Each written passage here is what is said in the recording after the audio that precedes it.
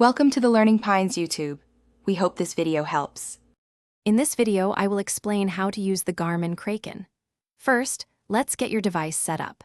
Carefully unbox all components and identify each part. Then, securely attach the transducer to your boat, ensuring it has a clear view of the water. Next, connect the power cable to a reliable 12-volt DC power source. Finally, mount the control head in an easily accessible spot for optimal viewing and control. Now, let's explore the Kraken's intuitive interface. Power on your device by pressing and holding the power button for a few seconds.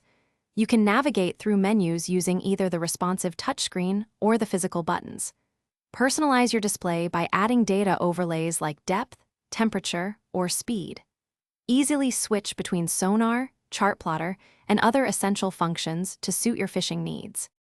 The Garmin Kraken offers powerful sonar and mapping capabilities. Choose your desired sonar view, whether it's traditional, clear view, or side view, to see underwater structures clearly. Fine-tune the sonar gain and range settings to achieve the best possible target separation. Use the chart plotter to mark custom waypoints and create efficient routes. Leverage the preloaded maps or download more detailed charts for your specific fishing areas. To maximize your Kraken experience, consider these advanced tips and maintenance practices. Connect your device to the Active Captain app for seamless software updates and map downloads. If you have a forced trolling motor, integrate it for incredibly precise boat control. Regularly clean the screen and transducer with fresh water to prevent salt buildup. Always store your Garmin Kraken in a dry, protected environment when it's not in use. Thanks for watching. Consider subscribing if we helped you.